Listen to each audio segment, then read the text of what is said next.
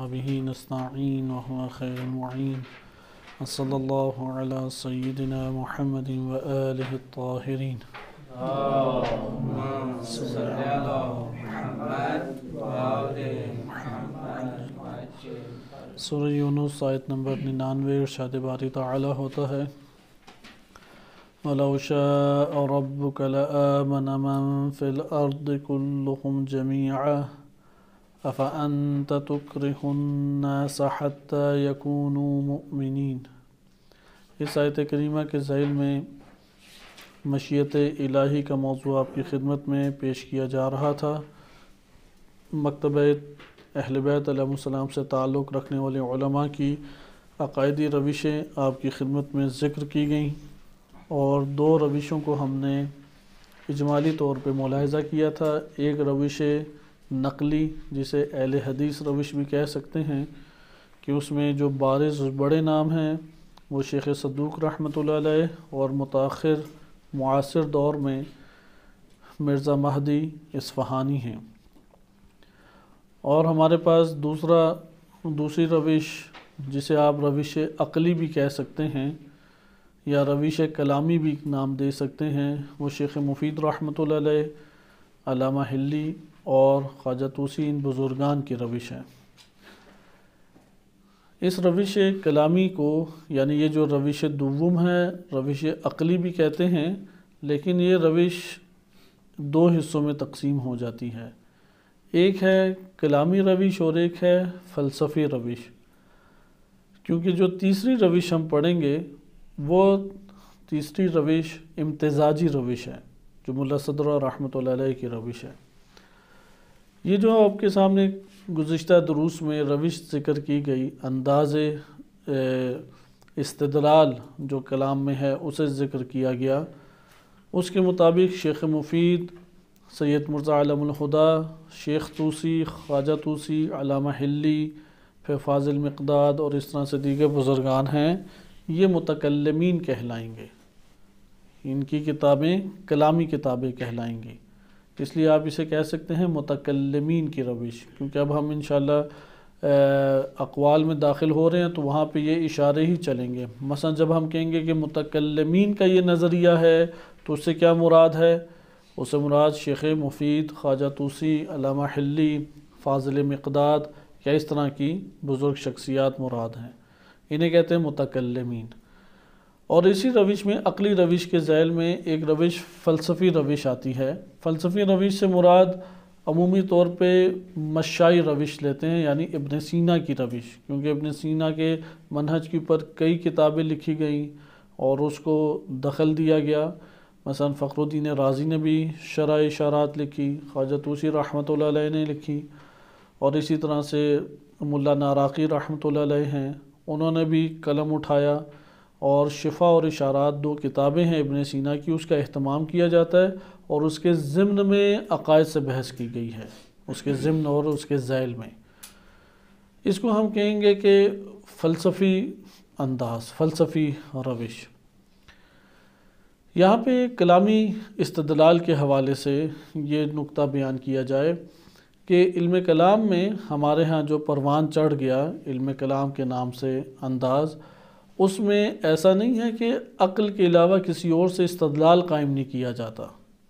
متکلمین اور فلاسفہ میں بس یہی فرق ہے۔ فلاسفہ فقط اور فقط عقلی استدلال سے دلیل قائم کرتے ہیں، استدلال کرتے ہیں، عقل سے دلیل لے کے آتے ہیں، برہان سے کو اقامہ کرتے ہیں، لیکن علم کلام کا جو ماہر ہے وہ اس کے اوپر اکتفا نہیں کرے گا، وہ حدیث سے بھی دلیل لائے گا، وہ آیت سے بھی دلیل لائے گا، اور وہ ممکن ہے اصول فقہ کے قواعد کو بھی جاری کر کے ایک مطلب لے لے۔ بالخصوص آج کے دور میں بعض کتابیں اصول فقہ کی قواعد سے بہت متاثر ہیں، جیسے افغانستان کے معروف شخصیت شیخ آصف محسنی، بزرگ عالم دین گزرے ہیں، ان کی 3 جلدی کتاب ہے صراط الحق۔ اب اس میں آپ کو کلامی انداز بھی نظر آتا ہے، فلسفی انداز بالکل نہیں ہے، فلسفے کے وہ زیادہ معتقد بھی نہیں ہیں۔ عرفان کے بارے میں خود کہتے تھے کہ میں نے کبھی اس کو پڑھا ہی نہیں ہے، اس لیے کوئی خاص رائے بھی نہیں دیتے تھے، لیکن اصول فقہ، حدیث اور رجال میں بہت قوت رکھتے تھے۔ اس لیے انہوں نے اپنی صراط الحق کلامی کتاب ہے، عقائدی کتاب ہے، لیکن اس میں انہوں نے حدیث کے قواعد بھی جاری کیے ہیں، اصول فقہ کے ضابطوں سے بھی مدد لی ہے، اور علم کلام کے طور طریقوں کو بھی اختیار کیا ہے۔ خصوصاً یعنی ان کی شخصیت شیخ مفید سے بہت متاثر نظر آتی ہے، کیونکہ شیخ مفید پہلی شخصیت ہیں کہ جنہوں نے علم کلام میں عقلی استدلال کو داخل کیا، تو یقیناً شیخ مفید 100% ایک عقلی استدلال کو نہیں لے کے آئے ہوں گے، اس میں حدیثیں بھی لائے ہوں گے، کیونکہ وہ طریق تو پیچھے چل رہا تھا۔ انہوں نے وہ جو پرانا یا شیخ صدوق کے دور میں جو رائج طریقہ تھا، اس میں عقلی دلیلوں کا فقط اضافہ کیا۔ یہ جو عقلی ادلہ کا اضافہ ہے، اس کی وجہ سے شیخ مفید کی آپ کتابیں اٹھا کے دیکھیں، وہ 100% فقط اور فقط عقلی استدلال کے اوپر مشتمل ہوں، ایسا نہیں ہے، جیسے کہ بعد میں بعض ایسی کتابیں آ گئی ہمارے پاس۔ اس لیے شیخ مفید کے دور میں علم کلام کی صورت اس طرح سے بنی کہ عقلی دلائل بھی ہوتے تھے اور روایات بھی ہوتی تھی، لیکن روایات سے سندی بحثیں کرنے کی بجائے روایات میں یا شبہات کے جوابات دیے جاتے تھے یا روایات سے خود ایک عقلی استدلال لیا جاتا تھا۔ اور اسی طریقے سے بعض اوقات اصول فقہ کے قواعد بھی چیدہ چیدہ ہمیں نظر آ جاتے ہیں۔ تو بس آپ نے ملاحظہ کیا کہ متکلم اپنا وظیفہ اصل میں کچھ اور سمجھتا ہے اور فلسفی اپنا وظیفہ کچھ اور سمجھتا ہے، یہ وظیفے کی وجہ سے ایک فرق آ گیا۔ متکلم فقط حقیقت تک پہنچنا نہیں چاہتا بلکہ وہ دفاع بھی چاہتا ہے، اس لیے ازالہ شبہات کرنا بھی اپنا وظیفہ سمجھتا ہے۔ اب ازالہ شبہات کرنے کے لیے آپ کو ہمیشہ عقلی ادلہ کی ضرورت نہیں ہے۔ بعض اوقات ممکن ہے کہ شبہ جو ہے وہ علم حدیث سے تعلق رکھتا ہو، وہاں پہ آپ علم حدیث سے گفتگو کریں گے۔ بعض اوقات تاریخ سے اگر تعلق شبہ رکھتا ہو تو آپ بعنوان مورخ بن کے وہاں پہ پھر جواب دیں گے۔ بعض اوقات شبہ جو ہے وہ فقہی اور اصولی مباحث سے تعلق رکھتا ہے، لہذا متکلمین کا اصل مسئلہ جو فلاسفہ کے ساتھ جدا طور پہ سامنے آیا، اس کی ایک اہم وجہ متکلمین کے وظائف تھے۔ مثلا علم کلام کا وظیفہ کیا، علم کلام کیا علم ہے، یعنی فائدہ ہمیں کس چیز کا دیتا ہے؟ دو چیزوں کا فائدہ دیتا ہے۔ فلسفے میں ہمیں فائدہ کیا ملتا ہے؟ حقیقت جیسی ہے ویسی عقلی استدلال سے جان لیتے ہیں۔ فلسفے کا ہم و غم کیا ہے؟ حقیقت کو عقلی آئینے میں یا عقلی استدلال کے ذریعے سے جاننا، یہ اس کا نام فلسفہ ہے۔ اگر ہم کسی بھی دنیا میں کسی بھی شے کو ہم جاننا چاہتے ہیں کہ جیسی اس کی حقیقت ہے ویسی حقیقت جانیں، تو اس کے لیے اگر ہم نے عقلی روش کو اختیار کیا تو عقلی روش کے اختیار کرنے کا مطلب ہے کہ ہم منطق میں جو برہان کے نام سے ہم نے پڑھا ہے یا جو ہم نے استدلال منطقی پڑھا ہے، آپ اس کو اختیار کر کے دلیلیں لانا شروع ہو جائیں۔ جس دلیل سے شے ثابت ہو جائے وہ درست ہے، جس سے ثابت ہی نہ ہو پائے وہ پھر آپ کہیں گے کہ یہ حقیقت نہیں ہے۔ لہذا فلسفی کا ہم و غم کیا ہوتا ہے؟ حقیقت کو عقلی استدلال کے ذریعے سے آشکار کرنا۔ لیکن علم کلام متکلم کا یہ وظیفہ نہیں ہے۔ متکلم دو چیزوں کو بیان کرتا ہے، وہ کہتا ہے عقائد ثابت ہیں پہلے سے ہی، میں نے عقائد کو لے کے نہیں آنا، عقائد اپنی جگہ پر ثابت ٹھوس عقائد ہیں۔ بعض عقائد ایسے ہیں جو قابل تحقیق ہیں، وہ جزئی عقائد ہی ہیں، جزیات ہیں۔ وہ جو بنیادی عقائد ہیں وہ واضح طور پہ قرآن اور روایات میں آگے مسلمانوں کے مسلمات میں سے ہیں، اور بعض ہیں جزئی عقائد۔ تو متکلم کا پہلا وظیفہ یہ ہوتا ہے اثبات عقائد، اس نے ثابت کرنا ہے، بس اس نے کیا کرنا ہے؟ عقائد کو ثابت کرنا ہے، اور جزئی عقائد میں تحقیقی طور پہ پھر چیز سامنے ہمارے آ جاتی ہے۔ نہیں، اثبات یعنی دلیل سے، دلیل نہیں ہے تو ثابت نہیں ہو پائے گا۔ علم کلام صرف عقائد کو ثابت کرنے کے لیے ابتدا میں، علم کلام جب بھی آپ پڑھتے ہیں یعنی علم کلام کو معاشرے سے ہٹا نہیں سکتے۔ مثلا ایک جگہ پہ مسئلہ پیش آ گیا، مثلا عصمت امام کا یا امامت کی شرائط کا، تو یہاں پہ اب ہم فیلسوف کی طرف رجوع فوراً نہیں کریں گے، ادھر ہم دیکھیں گے کہ آیا یہ اس بات بھی ہے یا نہیں دین اسلام میں، یعنی علم کلام دین اسلام کے اندر رہ کے ساری بحث کرتا ہے، باہر رہ کے نہیں بحث کرتا، جبکہ فلسفہ جو ہے وہ دین اسلام میں داخل ہو کے بحث نہیں کرے گا، وہ اپنے آپ کو آزاد رکھ کے بحث کرے گا۔ فرق نہیں پڑتا کسی بھی دین سے اس کے نظریات جو ہیں وہ منسلک ہو جائیں یا اس کے عین مطابق ہو جائیں، اسے اس چیز کا غم و ہم نہیں ہے۔ اس لیے جب فلسفہ اب مباحث کو لے کے آتا ہے وہ فقط عقل کی بنیاد کے اوپر بحث کرتا ہے، لیکن متکلم وہ پہلے اپنے آپ کو اسلام کی چار دیواری کے اندر لے کے آئے گا اور اسلام کی چار دیواری میں اندر لانے کے بعد بحث شروع کرے گا۔ اس لیے اگر کوئی مخالف اسلام نظریہ ہے وہ ثابت کر سکے یا نہ کر سکے وہ پہلے اس کا انکار کر دے گا۔ اس لیے متکلم وہ مقید ہوتا ہے بعض امور میں، فیلسوف جو ہے وہ اس اعتبار سے آزاد ہے۔ لیکن دوسری طرف برعکس ہے، فلسفہ جو ہے وہ عقل کو فقط دلیل مانتا ہے، کسی اور شے کو دلیل نہیں مانتا، لیکن متکلم اس کا ہاتھ ادھر کھلا ہے، وہ کئی قسم کی دلیلوں کو بطور دلیل پیش کر سکتا ہے، وہ مخاطب کے مطابق ہے۔ اس لیے پہلا وظیفہ کیا علم کلام میں، علم عقائد میں، کہ عقیدے کو ثابت کرنا۔ اس لیے سوال یہاں پہ ابھرتا ہے عقیدہ کن کن چیزوں سے ثابت ہو سکتا ہے؟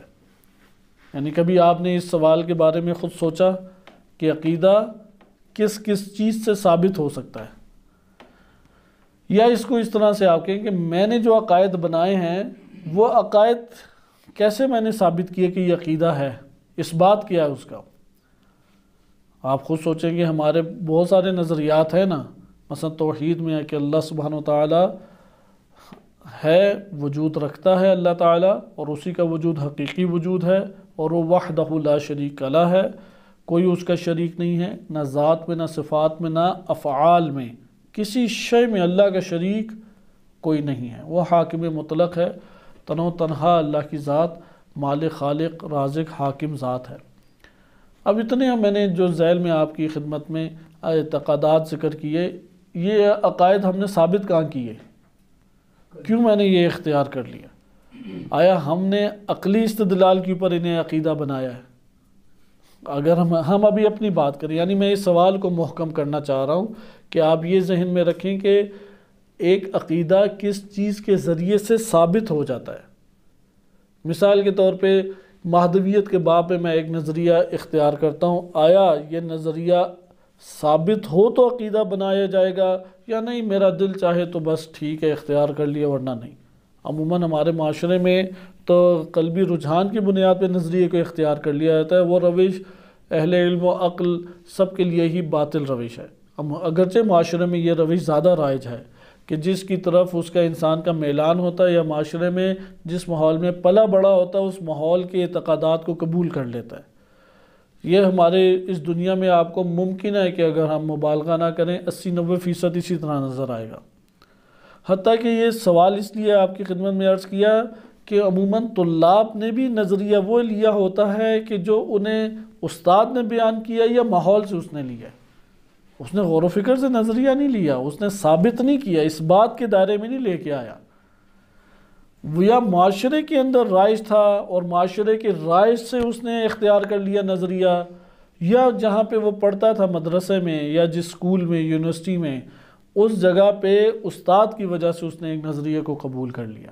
عموماً معاشرے میں یہ طور طریقے ہیں، اس لیے اہل منبر جہاں پہ ایک ہی فرد منبر کے اوپر ہمیشہ ایک جگہ پہ جائے، یعنی 20-30 سال وہ شخص ایک جگہ پہ جا کے دین کو بیان کرتا رہے، اس نے جو دین بیان کیا لوگ اسی کے حامل ہو جائیں گے، اسی کے معتقد ہو جائیں گے۔ بس آپ نے یہ ملاحظہ کیا کہ عموماً ہمارے ہاں معاشرے کے اندر لوگوں کی روش تو جدا ہے، لوگ حتیٰ کہ طلاب میں بھی ہمیں بعض اوقات دکھائی دیتا ہے کہ علمی طور پہ بہت ساری چیزیں یاد کر لیتے ہیں، لیکن اندر جھانک کے دیکھیں تو اعتقادات وہی ہیں کہ جس ماحول میں پلے بڑے تھے یا جو استاد نے ہمیں بنا دیا، یا قلبی رجحان جس کی طرف ہو۔ بعض اوقات قلبی رجحان کا اثر بھی بڑا گہرا ہوتا ہے۔ یہ 2-3 طریقے تو ہمیں اس کے اوپر منفی کا نشان لگا دینا چاہیے کہ درست یہ طریقہ کار اور روش نہیں ہے۔ یہاں پہ سوال، ہم جب ایک عقیدے کو بیان کرتے ہیں، مثلا ہم کہتے ہیں کہ اللہ واحد یا اللہ احد، کوئی کہے گا کہ آپ نے اللہ کے لیے وحدانیت کو جو ثابت کیا ہے آپ نے کیسے ثابت کر دیا؟ کیا دلیل ہے آپ کے پاس؟ کیوں آپ نے اسے ثابت کر دیا؟ اگر نفسانی میلان پہ ثابت کیا ہے، ایک آ کہے گا میں اللہ کو نہیں مانتا، میرا نفسانی میلان اس پہ ہے۔ اگر معاشرے کے زور پہ کیا ہے تو ہندو جو ہے وہ کہے گا کہ میں گھرانے ہندو میں پیدا ہوا تھا، میرا کیا قصور؟ سکھ کہے گا میں سکھ گھرانے میں پیدا ہوا تھا، میرا کیا قصور؟ ایک وہابی کے کہ میں وہابی گھرانے میں پیدا ہوں، شیعہ کے میں شیعہ گھرانے میں پیدا ہوں، اس لیے معاشرے کے دوش کے اوپر نظریے کو لے لینا کوئی کمال نہیں ہے۔ اسی طرح ممکن ہے کہ استاد کی تقلید میں لیا ہو، یہ تو پھر اس کا اپنا نظریہ نہیں، غیر کا نظریہ اس نے اختیار کر لیا، اپنے ہاں تو اس کا وجود خالی ہے، وہ تو کسی بھی پھر نظریے کا صحیح طریقے سے حامل اور مالک نہیں ہے۔ لہٰذا یہاں پہ متکلمین نے بھی، فلاسفہ نے بھی، اور سب جگہوں پہ یہ جو روش ہے اس کا آغاز اصل میں اس سوال سے ہوتا ہے۔ وہ سوال یہ ہے کہ ایک شے عقیدہ کب بنتی ہے اور کیسے ثابت ہو کہ یہ عقیدہ ہے، یعنی کس طریقے سے آپ ثابت کریں گے اس کی حقانیت کو۔ مثلا میں بعنوان عقیدہ ایک نظریہ اختیار کرتا ہوں کہ فرشتے جسم نہیں رکھتے، اب یہ ایک نظریہ ہے یا نہیں؟ فرشتے غیر جسمانی مخلوق ہیں، کوئی کہے گا یہ جو آپ نے بات کی غیر جسمانی مخلوق ہیں، آپ کے پاس کیا دلیل ہے کہ یہ حقیقت میں بھی اسی طرح سے ہے؟ حقیقت بھی اسی طریقے سے، اسے کہتے ہیں اثبات عقیدہ۔ اثبات عقیدہ سے مراد کیا ہے کہ آپ کا جو عقیدہ ہے وہ حقیقت کے عین مطابق ہے، اس کے اوپر آپ کے پاس کیا دلیل ہے؟ یہ متکلم پھر اپنا وظیفہ لے لیتا ہے، وہ آ کے کہتا ہے کہ میں ثابت کروں گا کہ ہمارا جو مکتب میں اعتقادات ہیں وہ عین حقیقت کے مطابق ہیں، میں ان کی دلیل لا کے دوں گا۔ اور دوسرا علم کلام میں وظیفہ آتا ہے شبہات کا ازالہ۔ اب مد مقابل کیا کرتے ہیں؟ بہت سارے شبہات اکٹھے کر لیتے ہیں، تو یہ جو شبہات ایجاد کی جاتے ہیں اس کا جواب کس کا وظیفہ ہے؟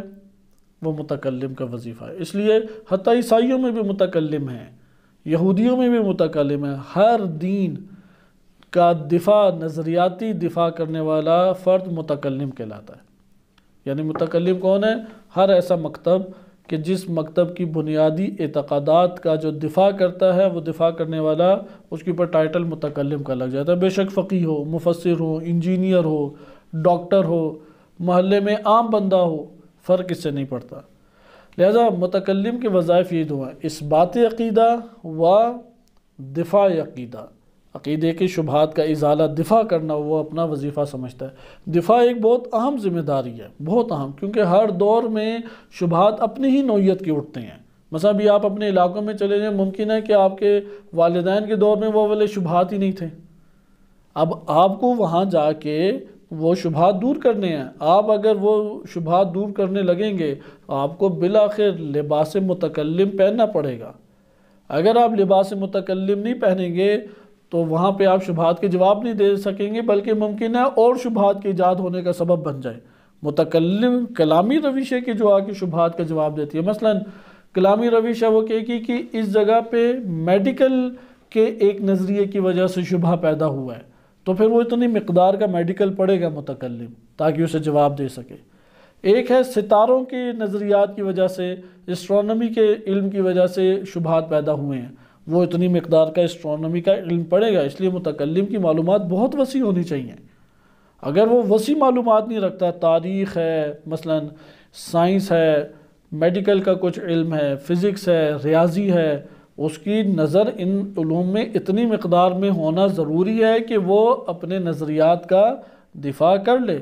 یہ وجہ ہے کہ مدارس کے اندر علم کلام بڑی شدت کے ساتھ پڑھایا جاتا ہے، کیونکہ ہر دور میں عقیدے کے اثبات کی بھی ضرورت ہے، اور ہر دور میں عقیدے کے مد مقابل جو شبہات کھڑے کیے گئے ہیں اس کے دفاع کی بھی ضرورت ہے۔ مثال کے طور پہ ممکن ہے ایک طریقہ کار ماضی کے زمانے میں عقیدے کو ثابت کرنے کے لیے رائج رہا ہو، آج کے دور میں وہ کارآمد ہی نہیں ہے، کیونکہ وہ زبان ہی نہیں کوئی سمجھتا۔ تو آج ہم کیا کریں؟ ہم اس کی پھر زبان ادھر تبدیل کریں گے۔ متکلم یہ زبان تبدیل کرتا ہے، اور وہ اس زبان کو اس کے مطابق لائے گا جو اس کے سامعین یا مخاطبین ہیں، اور ان کے سطح کے مطابق گفتگو کرے گا۔ یہ علم کلام ہے۔ لیکن یہاں پہ ہم سوال ایک ابھارتے ہیں، آپ کو علم کلام اور فلسفے کا پتہ لگے، فلسفے کی کوئی ان چیزوں سے کسی قسم کا بھی تعلق نہیں ہوتا۔ فیلسوف کو کوئی غرض نہیں ہے کہ کوئی مسلمان ہو رہا ہے یا غیر مسلم ہے، اسے کوئی پریشانی نہیں ہے۔ اسے یہ غم و ہم ہوتا ہے کہ یہاں پہ میں حقیقت تک پہنچوں اور حقیقت کو عقلی استدلال کے ذریعے سے جانوں۔ ہم یہاں پہ ایک سوال ابھارتے ہیں تاکہ ہمیں پتہ لگے کہ روش کی اہمیت کس قدر ہے۔ ایک بات ہم نے لی، نظریہ آپ اسے کہہ دیں، عقیدہ کہہ دیں، اگر وہ عقیدہ ثابت ہو جائے غلط ہے تو ہم اس عقیدے سے جان چھڑائیں گے یا نہیں؟ ترک کریں گے۔ اور اگر ثابت ہو جائے یہ والی بات یا یہ نظریہ یا عقیدہ یہ درست ہے تو پھر ہم اسے اختیار کریں گے یا نہیں؟ یہاں پہ ایک سوال، ایک عقیدہ کس چیز سے ثابت ہوتا ہے؟ کیا آپ کے ذہن میں فوراً کیا آتا ہے کہ کیا کیا چیزیں ایک عقیدے کے ثابت ہونے یا ایک عقیدے کے رد ہونے کے لیے بطور دلیل بن سکتی ہے؟ عقل بھی اور آیات اور روایات سے بھی ہم کر سکتے تین اور، یعنی آیات اور عقل سے آپ کیسے لائیں گے؟ ابھی تو ہر کوئی کہتا ہے میں نے تو بہت خوب سوچا لیکن میری عقل تو یہ کہتی ہے، اگلے کی عقل کچھ کہہ رہی ہوتی ہے، تیسرے کی عقل کچھ کہہ رہی ہوتی ہے۔ تو عقل سے کیا مراد ہے پھر؟ کہتے ہیں نا میری عقل تو یہ نہیں مانتی، تو کیا مراد عقل سے؟ یہاں پہ آپ نے دیکھا، آپ نے کہا عقل کو ہر کوئی کہتا ہے یا نہیں کہ دلیل بن سکتی ہے یا نہیں؟ یہ تو غربی مفکرین بھی کہیں گے ٹھیک ہے عقلی دلیل قبول ہے، لیکن عقلی دلیل سے مراد کیا ہے؟ ہمارے علماء متکلمین نے سب نے اس بات کو آ کے بیان کیا۔ ایسا نہیں ہے کہ یہ اس کو ہم کلامی کتب میں وجوب النظر کے عنوان سے بیان کیا جاتا ہے۔ وجوب النظر ایک ٹاپک ہے، قدیم سے چلا آ رہا ہے، شیخ مفید کے دور سے شیعہ سنی دونوں نے اس کے اوپر قلم اٹھایا ہے۔ نظر کہتے ہیں دقت کرنے کو، وجوب کے دقت کر کے نظریات لینا لازم ہے، واجب ہے۔ یہ واجب شرعی نہیں، یہ ہے لازمی جو عقل کہتی ہے کہ تمہارے لیے لازم ہے ورنہ اشتباہ کرو گے۔ وجوب النظر کے نام سے کتب کلامیہ میں یہ بحث وارد ہوئی ہے۔ وجوب النظر کیا مطلب کہ عقائد کی باتیں وہ آپ دقت کیے بغیر نہیں لے سکتے، دقت کرنا لازم ہے۔ اس کے ذیل میں پھر یہ ساری بحثیں آ جاتی ہیں۔ اب آئیں آپ دیکھیں کہ آپ نے کہا کہ ایک عقیدے کو لیتے ہیں عقل کے ذریعے، عقل کو آپ کو ڈیفائن کرنا پڑے گا۔ ہمارے علماء متکلمین، شیعہ علماء متکلمین بالخصوص، اور اسی طرح سے عشائرہ کی اکثریت بھی اس بات کی قائل ہے کہ اگر علم کلام میں عقلی دلیل کی بات آئے یا عقل کی بات آئے تو اس عقل سے مراد ہے استدلال منطقی، برہان منطقی اس سے مراد ہے۔ درست ہے؟ یہ ایک ہو گیا۔ اب اس میں بحث میں نہیں جاتے کیونکہ حوزوی سبجیکٹ ہمارا یہ بن جائے گا، اس کے اوپر گرچہ گفتگو ہمیں بہت کرنی چاہیے لیکن ابھی گنجائش نہیں۔ دوسری دلیل، دوسرا کیا ہے ایک عقیدے کو ثابت کرنے کا سبب؟ آیات و روایات۔ آیات، کیا مطلب آیات؟ آیت کیسے بنے گی؟ اس کو کھولنے کی ضرورت ہے، اس لیے اس کو ہمارے ہاں کتب میں، کتب کلامیہ میں اس کو بیان کیا گیا ہے کتاب، ادھر لفظ کتاب آتا ہے۔ کتاب دلیل بن سکتی ہے۔ کیا مطلب کتاب دلیل بن سکتی ہے؟ اگر ایک عقیدے کا بیان قرآن کے محکمات و واضحات میں آیا ہے، کیونکہ قرآن میں متشابہات بھی ہیں، صحیح ہے، قرآن میں مجملات، مجمل چیزیں نہیں ہیں، متشابہات ہیں قرآن نے بیان کیا۔ اگر قرآن کریم میں ایک عقیدہ واضح اور آشکار طور پر آیا، محکمات کی صورت میں آیا ہے، تو چونکہ قرآن نے کہا اس لیے مجھے قبول ہے۔ آیات سے کیا مراد ہے؟ چونکہ قرآن نے کہا ہے اس لیے مجھے قبول ہے۔ احادیث سے کیا مراد ہے؟ چونکہ حدیث میں آیا ہے اس لیے مجھے قبول ہے، البتہ اس شرط کے ساتھ کہ حدیث کے اندر وہ واضح اور آشکار ہو، نہ متشابہ ہو۔ حدیث مجمل بھی ہوتی ہے، مجمل حدیث سے کچھ نہیں لے سکتے، اس لیے حدیث میں تعارض بھی ہوتا ہے، متعارض حدیثیں نہ ہوں۔ یہ ابھی جو میں نے بات 2-3 نقطے بیان کی اسے صحیح طرح ذہن نشین کریں تاکہ ہم آج ایک حصہ تطبیقی طور پہ بھی پڑھ سکیں شیخ مفید کی کتب سے۔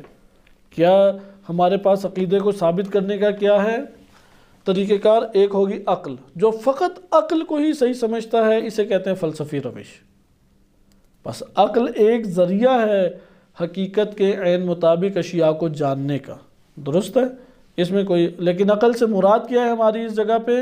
عقل برہان منطقی۔ اس لیے میں یہ تکرار کر رہا ہوں تاکہ ہمارے ذہن میں یہ رہے کہ اپنی اپنی عقل نہیں ہے، اپنا اپنا خیال نہیں ہے، اسے کو برہان منطقی تم ادھر قائم کرو تو اس کا مطلب ہے عقلی دلیل، وإلا یہ عقلی دلیل نہیں ہے، یہ تمہارے خیالات اور تمہارے گمانات ہیں۔ دوسرا، قرآن کریم میں واضح طور پہ آ جائے، جیسے قرآن نے کہا کہ قل واللہ احد، اللہ احد ہے۔ کوئی پوچھے کہ اللہ کے احد ہونے پہ دلیل کیا، آپ کہیں سورہ توحید، یہ ایک دلیل بن جاتی ہے۔ آیا یہ دلیل قابل قبول ہے یا نہیں، یہ اپنی جگہ بحث ہوتی ہے۔ مثلا جس طرح میں نے کہا کہ عقلی دلیل کیا ہوگی، اس کے اوپر علوم میں بحث ہے۔ عقلی دلیل کفایت کرتی ہے، اس کے اوپر بھی بحث کی جاتی ہے۔ اسی طریقے سے کتاب میں ایک عقیدے کا ہونا یہ ہمارے لیے ثابت کر دیتا ہے یا نہیں، ہم کہتے ہیں ثابت کر دیتا ہے، کیونکہ خبر متواتر ہے۔ قرآن کریم کیوں ہمارے لیے حجت ہے؟ اگر ہم عقلی انداز میں ہیں، کیونکہ خبر متواتر ہے اور اللہ تعالیٰ کا کلام ہے۔ اللہ تعالیٰ کی ذات جو ہے وہ کبھی بھی سہو و نسیان کا کبھی بھی شکار نہیں ہوتی۔ نمبر 3، احادیث۔ احادیث میں بہت سارے مسائل ہیں۔ اگر آپ حدیث سے عقیدے کو لینا چاہتے ہیں، اولاً آپ کو ثابت کرنا ہوگا کہ یہ امام معصوم سے ثابت ہے۔ نمبر 2، وہ حدیث محکمات میں سے ہو، متشابہات میں سے نہ ہو۔ نمبر 3، وہ حدیث ناسخ منسوخات میں سے نہ ہو، ناسخ منسوخ کی قبیل سے نہ ہو۔ نمبر 4، وہ حدیث تعارض نہ رکھتی ہو، ٹکراؤ نہ کسی اور حدیث سے رکھتی ہو۔ اگر تعارض رکھتی ہو تو ہم اس سے عقیدہ لے سکیں گے؟ نہیں۔ اگر وہ حدیث ہی مبہم بیان کری، عقیدہ لے سکیں گے؟ نہیں۔ اگر وہ حدیث جو ہے وہ متشابہات میں سے ہو، عقیدہ لے سکیں گے؟ نہیں۔ اگر وہ حدیث قرآن کریم ہی کے مخالف ہو، عقیدہ لے سکیں گے؟ نہیں۔ بس آپ نے دیکھا حدیث سے لینے میں یہ میں کلامی نظریہ آپ کو اب بیان کر رہا ہوں۔ متکلمین کے کیا کہتے ہیں کہ آیات سے بھی استدلال ہو سکتا ہے، روایات سے بھی استدلال ہو سکتا ہے، عقل سے بھی ہو سکتا ہے۔ متکلمین انہی 3 کو لیتے ہیں۔ یہاں پہ ایک سوال پیدا ہوتا ہے، اسی لیے یہ آپ کے سامنے وجہ بنتی ہے کہ اگر آپ کتابوں کے اوپر غور کریں جو ہمارے علماء نے لکھی، چونکہ متکلمین کا ہاتھ کھلا ہے دلیلوں کے اختیار کرنے کے اعتبار سے، اس لیے وہ عقل سے بھی دلیلیں لے کے آتا ہے، آیات سے بھی دلیل لے کے آتا ہے، روایات سے بھی دلیل لے کے آتا ہے۔ لیکن جس بندے کے اوپر آیات و روایات یعنی فقہی اور اصولی رنگ زیادہ چڑھا ہو، آپ دیکھیں گے کہ وہ آیات و روایات سے بحث کرتے ہوئے فقہی انداز میں یا اصول فقہ کے قواعد کو جاری کرتے ہوئے بحث کرنے لگ جائے گا۔ اگر کسی میں فلسفی رنگ زیادہ غالب ہے تو آپ دیکھیں گے کہ اس میں استدلالی عقلی استدلالی رنگ زیادہ دکھائی دے گا۔ جیسے شیعہ علم کلام بالعموم ایسا ہی ہے کہ شیعہ علم کلام میں اکثر بیشتر جو آئے وہ فیلسوف رنگ کے زیادہ غلبہ رکھتے تھے، ان کے وجود میں فلسفی رنگ زیادہ غلبہ رکھتا تھا۔ تو یہ آپ کے پاس کلامی دنیا آ گئی، علم کلام کی دنیا وہ مہم دنیا ہے۔ ادھر ایک ہم سوال ابھارتے ہیں اور اس کے بعد ہم آخری روش کو تھوڑا سا بیان کر کے تھوڑے تطبیقی مرحلے کو طے کریں گے، لیکن یہاں تک آپ اپنی گفتگو کو میں آپ کے سامنے منظم کروں۔ روشوں کا بیان اس لیے آتا ہے چونکہ ایک شے کی حقیقت کو ثابت کرنے کے کیا کیا طریقے ہو سکتے ہیں، چونکہ طریقے مختلف ہیں اور ہر طریقے کو روش آپ کہہ سکتے ہیں۔ روش کا معنی کیا ہوتا ہے؟ راستہ، طریقہ، یعنی یہ عقیدہ، یہ بات، یہ نظریہ حقیقت کے عین مطابق ہے۔ صحیح؟ یہ جو عین مطابق ہے آپ کو کیسے پتہ لگی؟ آپ کو ایک راستے سے پتہ لگی، ایک روش سے پتہ لگی۔ یہ راستہ اور یہ طریقہ اور یہ جو ہمارے پاس طریق ہے یہ روش کہلائے گا۔ اگر ممکن ہے بعض عقلی روش سے آئیں اور ثابت کر دیں، بعض ہے آیات کی روش کو قبول کرتے ہوں اور ثابت کریں، بعض احادیث کی روش کو قبول کرتے ہوں اور ثابت کریں۔ درست؟ فیلسوف ہمیشہ عقل کے ذریعے سے آئے گا، وہ کسی اور راہ سے نہیں آتا۔ متکلم وہ ان سب کو دلیل بنا کے آئے گا، لیکن یہاں پہ متکلم جب ان سب کو دلیل بنائے گا، عقل کو بھی، آیت کو بھی، روایت کو بھی، ویسے تو عموماً کہیں مسئلہ پیش نہیں آتا لیکن ایک جگہ مسئلہ پیش آ جاتا ہے۔ اگر ان تینوں میں ٹکراؤ ہو رہا ہو تو پھر کس کو آپ لیں گے؟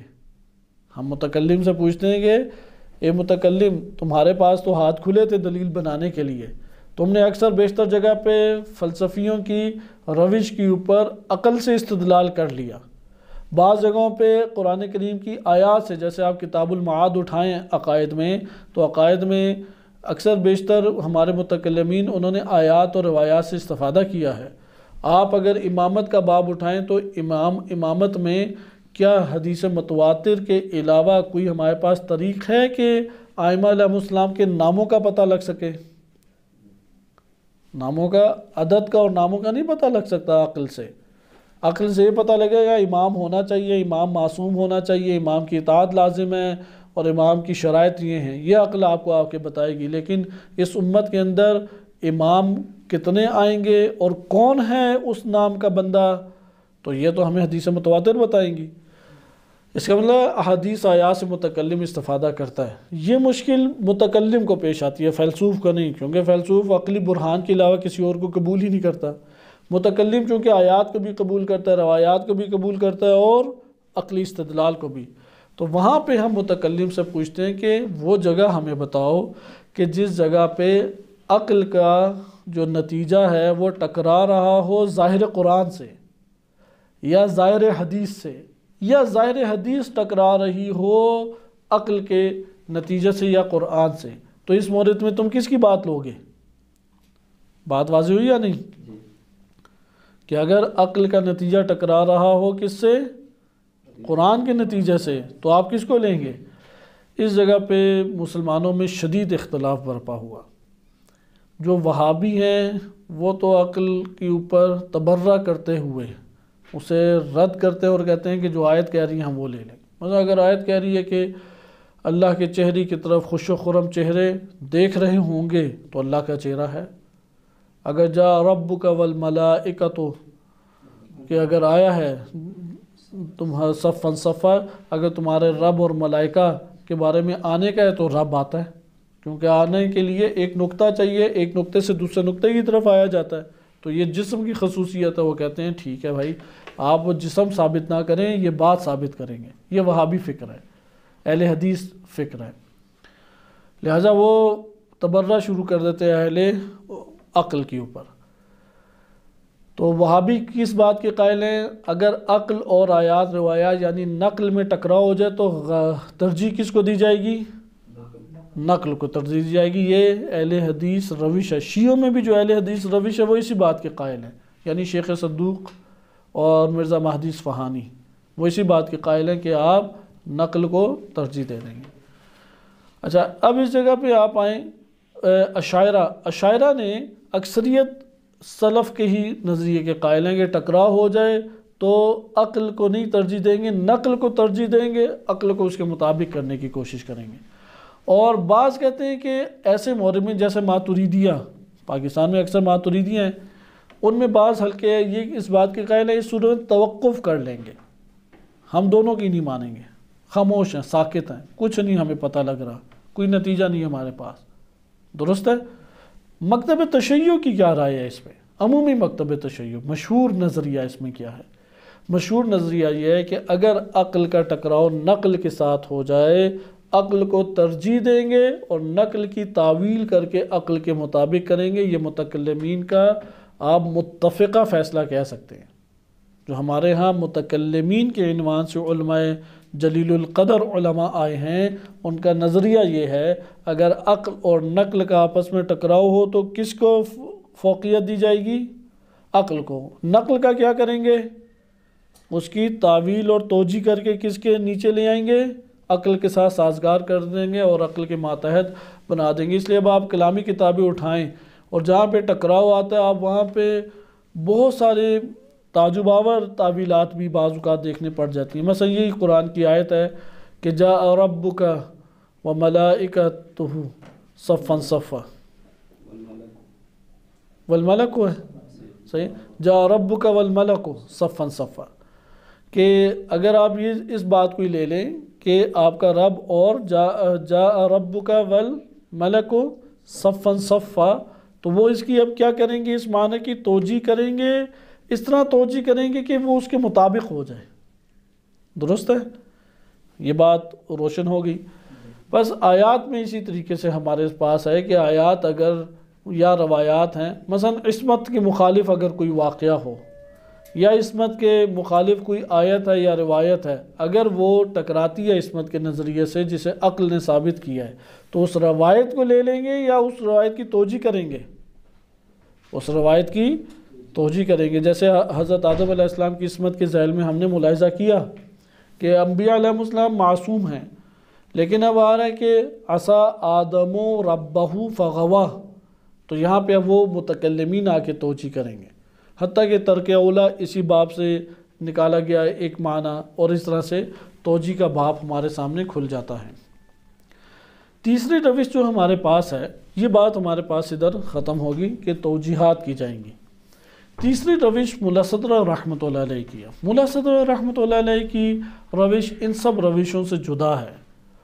انہوں نے یہ ادعا کیا کہ در حقیقت ان تینوں میں کوئی اختلاف نہیں ہے. ہم یہ نہیں کریں گے کہ عقل اور نقل میں ٹکراؤ ہو جائے تو عقل کو ترجیح دے دیں، ہم یہ کام کبھی نہیں کریں گے. ہم وہاں پہ کیا کریں گے کہ در حقیقت ہم نے نقل کو صحیح طرح سے سمجھا نہیں ہے، اور ہم نقل کو اگر صحیح طریقے سے سمجھیں تو ہم دیکھیں گے کہ جو عقل بات کر رہی ہے وہی نقل کر رہی ہے، اور جو نقل بات کر رہی ہے وہی مکاشفات اور صوفیہ کے جو ریاضت کی صورت میں انہیں علم عطا ہوا ہے وہ علم وہی بات کر رہا ہے. اس لیے وہ کہتے ہیں کسی قسم کا کوئی ٹکراؤ موجود نہیں ہے. ٹکراؤ جہاں پہ پایا جاتا ہے یا وہاں پہ اشتباہ کا شکار ہوئے ہیں، یا عدم دقت ہے کہ انہوں نے اپنا سفر دقت کو روک دیا، مزید دقتوں میں نہیں گئے، مزید غور و فکر میں نہیں گئے. اس لیے ملا صدرہ سے ایک امتزاجی روش کا آغاز ہوا. مخالفین جو ملا صدرہ کے ہیں وہ ملا صدرہ کو فلسفی اور صوفی روش کے حامل قرار دیتے ہیں اور اسی پیرائے میں فقط دیکھتے ہیں. لیکن ملا صدرہ اپنے آپ کو جو قرار دیتے ہیں وہ یہ بیان کرتے ہیں کہ قرآن اور روایات اہل بیت علیہ السلام کی میں روش کے اوپر ہوں، اور قرآن اور روایات اہل بیت علیہ السلام کی روش بھی یہی روش تھی کہ وہ عقل اور عرفان کو جدا طور پہ نہیں لے کے چلتے تھے، وہ آپس میں اس کو یکساں طور پہ ہی دیکھتے تھے. لہٰذا یہ ہمارے پاس تین الگ روشیں. علامہ طباطبائی رحمۃ اللہ علیہ کی جو اکثر کتابیں ہیں وہ منہج ملا صدرہ کے مطابق ہیں. آئیں اب ہم مشیت الہی کے موضوع پہ. اب ہم اس کو اس طرح سے بیان کریں گے. متکلمین اس بارے میں یہ کہتے ہیں، جب ہم کہیں گے متکلمین یہ کہتے ہیں تو اس سے کیا مراد ہے کہ متکلم جو ہے وہ آیات روایات اور عقل سے استدلال لائے گا، لیکن اس نے دین کے دائرے سے باہر نہیں جانا. وہ پہلے ہی اپنے آپ کو ایک دائرے میں لا چکا ہے، یعنی اس نے اپنے آپ کو مقید کر دیا دین کے ضابطوں میں. اگر وہاں کے وہ متکلمین کے سامنے کوئی ایسا نظریہ پیش ہو رہا ہو کہ اس جگہ پہ آشکار اور واضح طور پہ دین کے مسلمات کی وہاں پہ نفی ہو رہی ہے تو متکلمین اس نظریے کا ہی مخالف ہو جائے گا. عقل تائید کرے یا نہ کرے، متکلمین کو اس جگہ پہ فکر نہیں ہوتی. بس ہم یہاں پہ دیکھیں گے کہ مشیت الہی سے متکلمین نے کیا مراد لی ہے. اس کے مقابلے میں ہم کہیں گے کہ اہل حدیث روش کے مطابق، یعنی ہم اپنی زبان میں کہیں گے مکتب تفقیق کی نظر میں مشیت سے کیا مراد ہے. نمبر 3، فلسفی روش کے مطابق. البتہ ادھر ہم فلسفی نام رکھ رہے ہیں، فلسفی سے مراد ابن سینا نہیں ہے ہمارا، فلسفی سے مراد ملا صدرہ رحمۃ اللہ علیہ کی امتزاجی روش ہے، جو قائل ہے کہ قرآن، حدیث، عرفان، صوفیت اور فلسفہ یہ سب ایک ہی بات کرتے ہیں. ان تینوں میں جو اختلاف ہے وہ لا علمی کی وجہ سے ہے یا دقت نظر نہ ہونے کی وجہ سے ہے، وَإِلَّا حقیقت میں کوئی اختلاف نہیں ہے. یہ ملا صدرہ کا نظریہ. آئے ہم شیخ صدوق سے ایک دو چیزیں پڑھ کے انشاءاللہ تعالی کل اپنے درس میں ہم منتقل ہوں گے فلاسفہ اور متکلمین کے نظریے پہ. مشیت الہی کے بارے میں کیا نظریہ، کیونکہ روشیں مختلف ہیں، نتائج مختلف نظر آ سکتے ہیں. اور پھر آپ کی خدمت میں یہ بھی ذکر کیا گیا کہ ان کی اپنی اصطلاحات بھی ہیں. علم کلام کی اصطلاحات کو متکلمین کے کلام میں سمجھنا ہے، نہ کہ فیلسوف یا فقی سے آپ نے وہ اصطلاح لینی ہے. یہ بہت ایک اہمیت کی حامل چیز ہے. آپ کو جو اکثر جھگڑے نظر آئیں گے اس کی وجہ یہی ہے. متکلمین نے علم کلام میں ایک اصطلاح استعمال کی ہے، ہم اس کے بارے میں محدث سے جا کے پوچھ رہے ہوتے ہیں. محدث نے ایک اصطلاح استعمال کی ہے، اس اصطلاح کا معنی لے رہے ہوتے ہیں جا کے ملا صدرہ سے. جبکہ جو جس فن کا ماہر ہے اور اس نے جو اصطلاح استعمال کی آپ اسی سے وہ اصطلاح لیں. آپ جب اس کی اپنی بیان کردہ اصطلاح میں اس بات کو پڑھیں گے تو آپ کہیں گے اس میں تو کوئی ایسی چیز نہیں ہے. لیکن اگر آپ اصطلاحات جو ہے اپنے معنی لے لیں اور پھر جا کے کسی اور کو پڑھنے لگ جائیں، پھر ایسی نظر لیں گے. وحدت الوجود سے مراد ہے کہ یہ سارے کی ساری چیزیں اللہ ہیں، وہ جیسے ایک معروف تھے بزرگ شیعہ عالم، آج سے 200-300 سال پرانی بات ہے، شیخ محراب کے نام سے معروف تھے، نجف میں، کربلا میں۔ تو کربلا میں وہ ذریعہ امام حسین علیہ السلام کے پاس بیٹھے تھے، ایک بندہ بیٹھا لعن کی تسبیح پڑھ رہا تھا، اللہم العن۔ تو انہوں نے قریب جا کے سنا تو نہیں پتہ لگا، پھر اس سے پوچھا کہ کافی دیر سے لعن کی پڑھ رہی، کس پہ لعنت بھیج رہا؟ کہا کہ یہاں پہ ایک شخص ہے شیخ محراب کے نام سے، اس کے اوپر میں لعنتیں بھیج رہا ہوں۔ تو اس نے کہا وہ کیوں؟ کہا کہ وہ وحدت الوجود کا قائل ہے۔ تو وہ اس کو سمجھ گئے کہ یہ اس جگہ پہ اجنبی ہے، اسے لے گئے، کھانا وغیرہ پیش کیا۔ تو کھانا کھانے سے پہلے انہوں نے بتایا کہ جس پہ لعنتیں بھیجے تھے وہ میں ہی ہوں، کیونکہ ان کی بڑی مہمان نوازی سے متاثر ہوا۔ تو وہ اب تھوڑا پیچھے ہٹ گیا، تو وہ کہا کہ یہ کھانا تو نجس ہے۔ تو انہوں نے کہا تمہیں پتہ ہے وحدت الوجود کسے کہتے ہیں؟ کہا کہ ہاں پتہ ہے، ہر چیز ہی اللہ ہے۔ تو اس نے کہا کہ کیا مطلب ہر چیز؟ کہتے ہیں یہ بھی اللہ، وہ بھی اللہ، فلاں بھی اللہ۔ تو شیخ محراب نے کہا کہ مجھے اس بات کا یقین ہے اور میں معتقد ہوں کہ تم جیسا گدھا اللہ نہیں ہو سکتا، اور میرے ساتھ کھانا کھاؤ۔ کہ یہ عقیدہ نہیں ہے کہ تم جیسا بندہ جو ہے وہ، مجھے اس بات کا 100% یقین ہے، میں معتقد ہوں کہ تم جیسا بندہ یا تم جیسا گدھا جسے کوئی فہم ہی نہیں ہے وہ اللہ نہیں ہو سکتا۔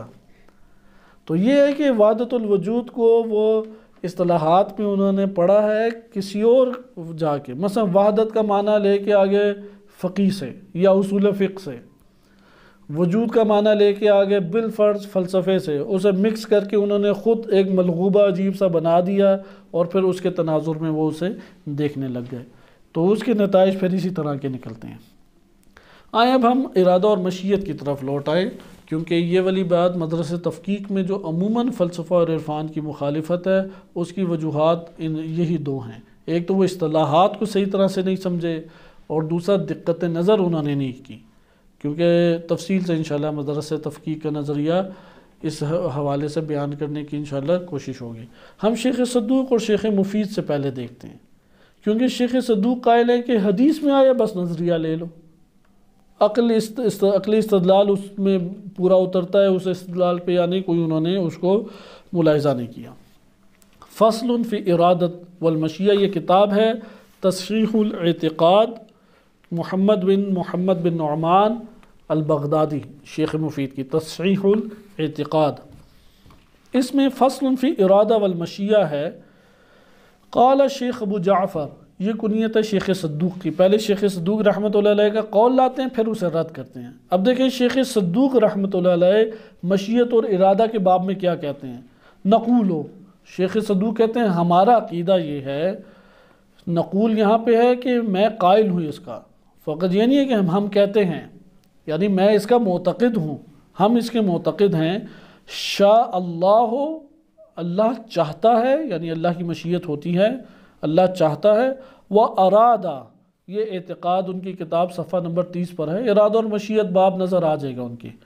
وَأَرَادَ، اور اللہ ارادہ بھی کرتا ہے۔ وَلَمْ يُحِبَّ، اور اس نے پسند نہیں کیا۔ وَلَمْ يَرْضَى، اور نہ ہی اس پہ راضی ہے۔ وَشَاءَ عَزَّ اسمہ، لیکن اللہ عز اسمہ نے اسے چاہا ہے۔ یہ ہم حدیثیں پڑھ چکے ہیں یا نہیں؟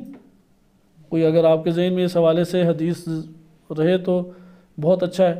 ہم یہ حدیث اس طرح پڑھ چکے ہیں کہ اللہ تعالیٰ نے ابلیس کو حکم دیا کہ تم سجدہ کرو، لیکن مشیت کیا تھی؟ سجدہ نہ کرو۔ اسی طرح اللہ سبحانہ و تعالیٰ نے آدم علیہ السلام کو نہیں کی کہ نہ پھل کھاؤ شجرہ سے، لیکن مشیت کیا تھی؟ کھاؤ۔ یہ اسی طرف یہ اشارہ ہے۔ شاء اللہ واراد ولم یحب ولم یرضى وشاء عز اسمہ اللہ یکون شیء الا بعلمہ، اللہ نے چاہا ہی یہ ہے کہ اس کے علم کے بغیر کوئی شے نہ ہو۔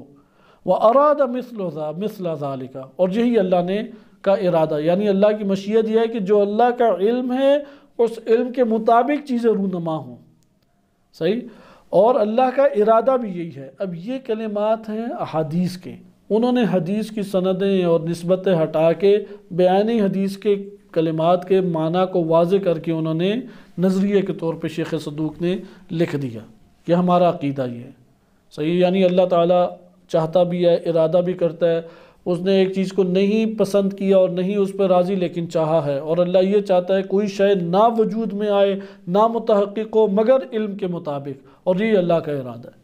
اب یہ اعتقاد میں انہوں نے لکھا۔ قال شیخ مفید، شیخ مفید اب کیا لکھتے ہیں، الذی ذکرہ شیخ ابو جعفر، شیخ صدوق رحمۃ اللہ علیہ نے اس چیپٹر میں جو ذکر کیا ہے فی ھذا الباب، لا یتحصل، اس سے کچھ بھی حاصل نہیں ہوتا، یعنی کچھ سمجھ ہی نہیں آتا کیا انہوں نے لکھا ہے۔ وَمَعَانِیہ تختلف وتتناقض، شیخ صدوق نے جو معانی بیان کیے ہیں وہ ایک دوسرے سے اختلاف بھی رکھتے ہیں اور ایک دوسرے سے ٹکراتے ہیں۔ آپ نے دیکھا اب شیخ مفید کیسے جائزہ لے رہے ہیں، شیخ صدوق سے پوچھیں کہ ایھا الصدوق آپ کیوں یہ باتیں لے آئے، وہ کہیں گے کہ حدیث میں تھی میں نے اسے ذکر کر دی۔ پھر شیخ مفید سے آپ سوال کریں گے آپ کیوں تنقید کر رہے ہیں، آپ کہیں گے وہ دونوں باتیں ٹکرا رہی ہیں آپس میں، یہ تو باتیں نہیں کوئی سمجھ آ رہی۔ یعنی شیخ صدوق نقلی روش پہ چلتے ہوئے جو حدیث میں تھا اسے اسی طرح لے آئے، لیکن شیخ مفید کیا کر رہے ہیں، اس کا جائزہ لے رہے ہیں، ایک معنی دوسرے معنی سے ٹکرا رہا ہے، ایک حدیث دوسری حدیث سے ٹکرا رہی ہے۔ وَالسَّبَبُ فِي ذَلِكَ أَنَّهُ عَمَلٌ عَلَى ظَوَاهِرِ الْأَحَادِيثِ الْمُخْتَلِفَةِ، اس کا سبب شیخ صدوق نے ایسے معنی کیوں بیان کیے کہ جو آپس میں ٹکراتے ہیں، کہتے ہیں اس کی وجہ یہ ہے، اس کا سبب یہ ہے کہ شیخ صدوق نے عمل کیا ہے اختلافی مختلف احادیث کے ظاہر کے اوپر، ظاہر حدیث مختلف ظاہر حدیث کے اوپر عمل کے۔ ظاہر، کلمہ ظاہر جو ہے نا، یہ ایک علمی اصطلاح ہے کہ اگر انشاءاللہ اگلے درس میں مہلت ملی تو بیان کیا جائے گا، اصول فقہ کی اصطلاح ہے۔ ظاہر حدیث سے مراد یہ ہوتا ہے کہ ایک لفظ کا ایک معنی کہ آپ جیسے ہی وہ لفظ پڑھیں تو فوراً آپ کے ذہن میں وہ معنی آ جائیں، یعنی اس لفظ سے اس لفظ کو آپ متعدد معنی کے اوپر حمل کر سکتے ہیں، لیکن آپ جیسے ہی لفظ پڑھتے ہیں ایک معنی فوراً ذہن میں آ جاتا ہے، تو اس معنی کو کہتے ہیں ظاہر۔ یہاں پہ شیخ مفید کہہ رہے ہیں شیخ صدوق کے اشتباہ کی وجہ اصل میں یہ ہے کیونکہ انہوں نے مختلف احادیث کے ظواہر کے اوپر عمل کیا ہے۔ وَلَمْ يَكُنْ مِمَّنْ يَرَى النَّظَرَ، اور ان لوگوں میں شمار نہیں ہوتا شیخ صدوق کا جو دقت کرنے والے ہوں، جو دقت کرنے والے ہوں۔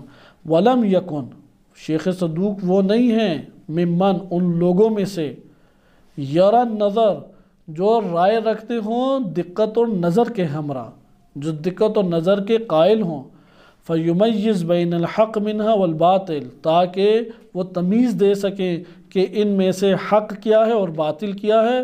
وَيَعْمَلْ عَلَى مَا يُوجِبُ الْحُجَّةِ، اور جو حجت کے طور پہ آپ کے سامنے ثابت ہو جائے اس کے اوپر عمل کر سکیں، وہ اس کی طرف نہیں آتے عقائد میں۔ وَمَنْ أَوَّلَ فِي مَذْهَبِهِ عَلَى الْأَقَاوِيلِ الْمُخْتَلِفَةِ، اور ہر وہ شخص جو اعتماد کرے اپنے مذہب کو لینے میں ایسی باتوں مختلف ٹکراؤ رکھنے والی باتوں کے اوپر، وَتَقْلِيدِ الرُّوَاةِ، اور راویوں کی اندھادھند تقلید کے اوپر، كَانَتْ حَالُهُ فِي الضَّعْفِ مَا وَصَفْنَاهُ، تو جو ہم نے ضعف بیان کیا ہے وہی اس کا حال ہوتا ہے، جو ہم نے پیچھے وصف بیان کر چکے ہیں، نہ وہ دقت نظر کرتا ہے اور نہ وہ حق اور باطل کے اندر تمیز دے کے حق کو لے کے اس کے اوپر عمل پیرا ہو سکتا ہے۔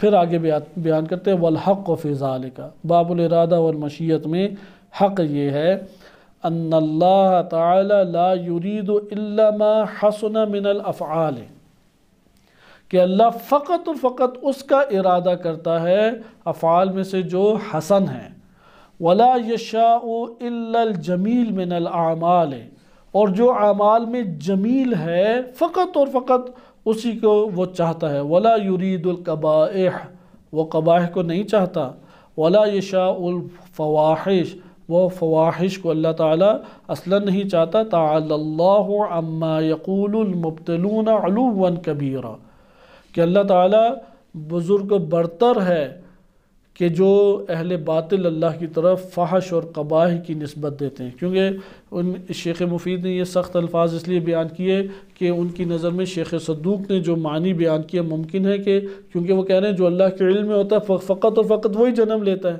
اور وہی متحقق ہوتا ہے، اس کے علاوہ کچھ بھی متحقق نہیں ہوتا۔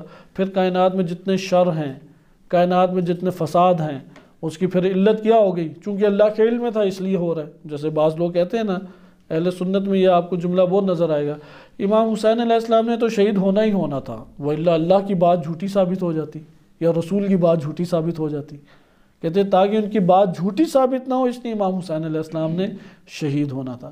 تو یہ نظریہ بنتا ہے، جیسے انہوں نے بتایا ظواہر احادیث کے طور پہ آپ نظریات کو لینے لگ جائیں، یہ نتائج نکلیں گے۔